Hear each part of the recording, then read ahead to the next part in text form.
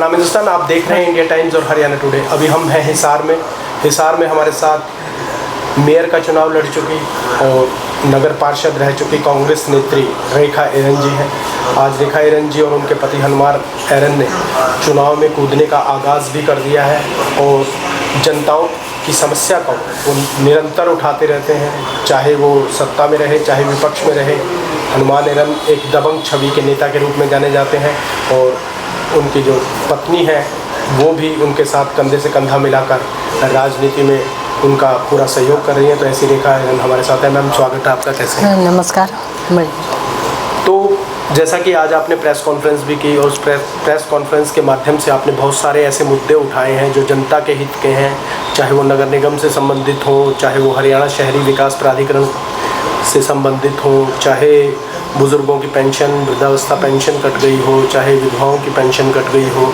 तो एकदम अचानक, पहले आप बहुत सक्रिय रहते थे लेकिन बीच में जब आप बीजेपी में रहे तो सक्रिय क्यों नहीं रहे, क्या कारण था उसका? बस ऐसे ही सक्रिय नहीं रहे कि हमने बीजेपी में आ गए थे, ये गलती कर ली थी, छोटी सी गलती मानते हैं। हाँ, बस गलती हुई, वो आ गए थे तो फिर बस सक्रिय नहीं रहे क्योंकि काम नहीं किया हमने। बीजेपी में थे, बीजेपी में काम ही नहीं किया, ना कोई मीटिंग में गए ना कोई काम किया।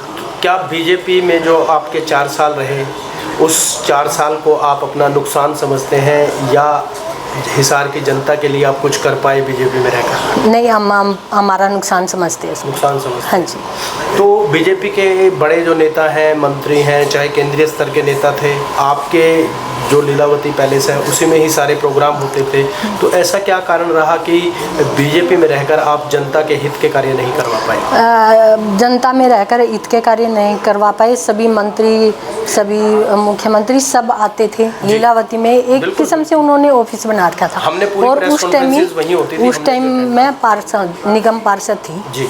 तो मैंने काम करवाए हिसार के। मेरे वार्ड के तो मतलब कोई नहीं करवा सकता, इतने काम मैंने करवाए। नहीं, बड़े जो काम थे, जैसे कि आप बीजेपी में आपकी बड़े नेताओं तक आपकी और आपके पति की पहुंच थी, ऐसा सभी को पता है, लेकिन जिस प्रमुखता से आप करवा सकते थे तो ऐसा बीजेपी में क्या कारण रहा कि आपको बीजेपी को गुड बाय भी करना पड़ा और उस तरीके से आप काम नहीं करवा पाए जिसके लिए आप हनुमान एरन जी जाने जाते हैं?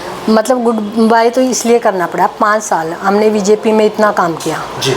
आप सोच नहीं सकते। अगर कैमरी यात्रा है वहाँ पर भी मैं गई हूँ, हिसार में कहीं यात्रा है वहाँ पर भी गई हूँ, बरवाड़ा हल्के में भी, आंसी हल्के में भी, जहाँ भी बीजेपी की कोई भी यात्रा होती, कोई भी काम होता तो मैंने बढ़ चढ़ कर काम किया।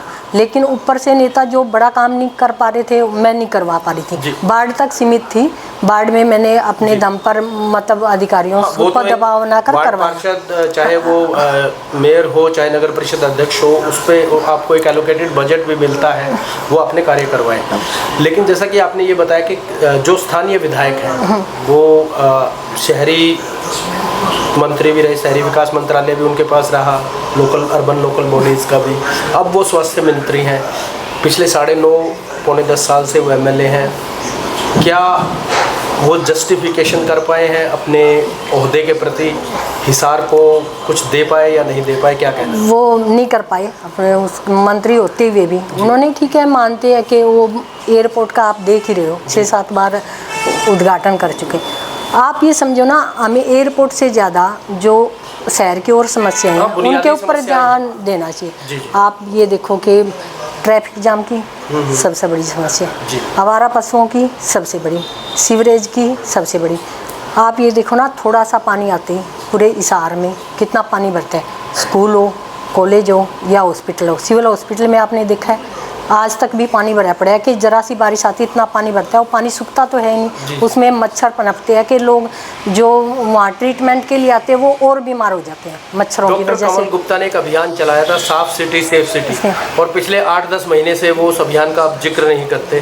क्या उस अभियान के लिए आप उनको 10 में से कितने नंबर देंगे? क्या वो साफ सिटी और सेफ सिटी बना पाए? नहीं बना पाए जी। वो तो कहते थे हिसार को हम पेरिस बनाएंगे, लंदन बनाएंगे। मैं उनको पहले भी कहती थी, अब भी कहती हूँ, हिसार को हिसार ही रहने दो लेकिन सुंदर बनाओ हिसार को। आप भी नगर निगम की बात करते हैं, प्रॉपर्टी आईडी है या पहचान पत्र है या बुढ़ापा पेंशन है या हाउस टैक्स है, कोई काम आज तक नहीं हुआ जी। हम और की बात करूं, हम हनुमान जी भी 3 बार जाए नगर निगम में, हमारा हाउस टैक्स नहीं ठीक हो रहा। आम जनता का क्या कारण ठीक हो? समझते हैं इसमें? डॉक्टर कमल गुप्ता की इच्छा शक्ति नहीं है या जानबूझकर नहीं कर पा रहे हैं? नहीं, उनकी इच्छा शक्ति नहीं है, कर ही नहीं है, वो अधिकारियों को बोलते ही नहीं है काम करने के लिए। हम 3 बार हनुमान जी जाए, हमारा काम नहीं है, आम जनता का कहाँ से काम होगा? और जो भी आंटी है आप मेरे वार्ड में आप इशार से समझ लो, जो भी लेडीज आती है, माता बहना आती है, कहते एक फैमिली आईडी बनवाने के लिए हम 10 चक्कर काटे निगम में, वो भी काम नहीं होता हमारा। एक मतलब आप ये समझो सब ऑनलाइन कर दिया सब चीज़ें। घर का एक इंसान हर रोज़ थैला उठाकर नगर निगम के हर जगह के चक्कर काटता है, काम तो उनका आज तक भी नहीं हुआ। पीले कार्ड थे, पहले लोगों को सुविधा मिलती थी, पीले कार्ड के हिसाब से उनको राशन मिलता था, वो भी काट दिया। पुरानी पेंशन थी वो भी काट दी। सीवर भरे पड़े, दिल्ली रोड का तो आप हाल ही देख लो, कितने सालों से पानी भरता रहता है। मैम, शहर के अंदर बड़े बड़े चौक बनाए गए हैं, जैसे कि लाल किले का मॉडल लगाया गया है, और अमोस छोड़ा था उसका लगाया गया है, इंडिया गेट का लगाया गया है, और 3 से 4 करोड़ रुपए लगाकर हिसार कैंट के पास बाईपास पर एक बहुत बड़ा स्वागत द्वार भी बन रहा है। इतना सारा पैसा, टाउन पार्क का भी पूरा, जबकि बढ़िया कंडीशन में था, उस पर भी करोड़ों रुपए लगाए जाने। क्या ऐसा नहीं होना चाहिए था कि ये जो इतना सारा पैसा सौंदर्यकरण के नाम पर लगाया गया है, ये पैसा बुनियादी सुविधाओं में, जैसे कि मिल गेट एरिया है, नवदीप कॉलोनी है, आज़ाद नगर है, और भी बहुत सारे जो पुराना शहर है, वहाँ पर 50 से 60 साल पुरानी सीवरेज लाइन है, पेयजल लाइन भी पुरानी है, क्या उनको नहीं बदलना चाहिए था? वही मैं बता रही हूँ आपको, वो बदलना। स्वागत द्वार बना दिया, ठीक है, हिसार में एंट्री करेंगे जो लोग, स्वागत द्वार ठीक है, सुंदर लगता है, अच्छी बात है, लेकिन एंट्री करते तो देख लो आप, सारी सड़कें पानी की भरी पड़ी है। आप विकास नगर देख लो, आप आज़ाद नगर देख लो, आप कहीं भी देख लो, शहर का कोई भी इलाका ऐसा देख लो जहाँ पे सीवर की समस्या ना हो, पानी भरने की, पीने के पानी की इतनी ज़्यादा समस्या है। आप और कहीं की बात छोड़ो, मेरे मोहल्ले में एक दिन छोड़ के एक दिन पानी आता है जी। और पानी आता भी है तो सुबह 3 साढ़े 3 बजे सब लेडीज मेरे पास आती है। डॉक्टर कमल गुप्ता से पीछे 4-5-7 बार तो मैं भी लेडीजों के साथ कि आप प्लीज़ टाइम चेंज कर दो, चल पानी के आपके लिए। और जब मैं पार्षद थी तो मैंने एक सुझाव दिया था डॉक्टर साहब को कि यहाँ एक बूस्टिंग स्टेशन अलग से बना दो आप, अगर चैन कॉलोनी और घोड़ा फार्म रोड का वो अगर अलग से बन जाता तो पानी की समस्या खत्म हो जाती। जगह भी बताई थी मैंने। हमारे सुनने में तो यह है कि डॉक्टर कमल गुप्ता को शिकायत सुनना ही पसंद नहीं है, ना उनको सलाह कोई सूचन दे तो उनको वो बिगड़ जाते हैं। उनको सुनना पसंद ही नहीं, समस्याएं सुनना भी पसंद नहीं है, सलाह दे तो वो किसी की सुनते नहीं है, वो अपनी मर्जी से करते हैं।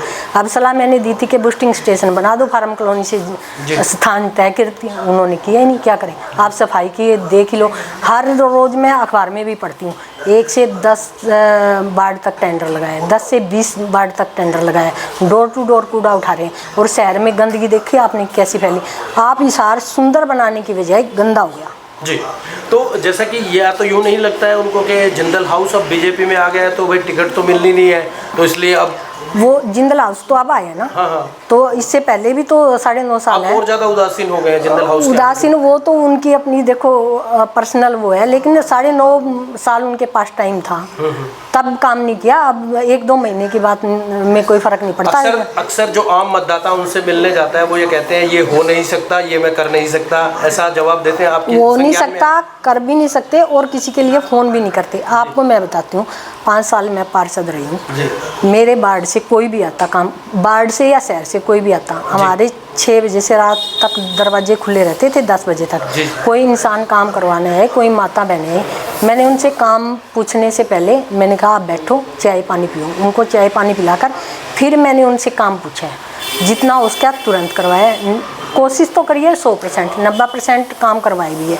और अगर 1-2 काम रहता भी था तो मैं कहती थी आप पेपर छोड़ जाओ, मैं करवा कर आपके घर भिजवाऊंगी। तो मैं तो अभी भी यही कहती हूँ कि अगर हमें मौका मिलता है तो ऐसे सुबह से शाम तक हम तो जनता के बीच में यार काम करेंगे। आप दोनों ने, पति ने पत्नी ने आवेदन कर दिया है हिसार की कांग्रेस विधानसभा टिकट के लिए, तो क्या लग रहा है किसको टिकट मिलेगी? जिसको भी मिल जाए, हनुमान जी को, मेरे को मिल जाए, एक ही बात है। आप एक चीज़ देखो ना, मैं MLA बनती हूँ तब भी दोनों काम करेंगे, हनुमान जी बनते हैं तब भी बनेगा, एक काम तो दोनों ही करते हैं ना। जी।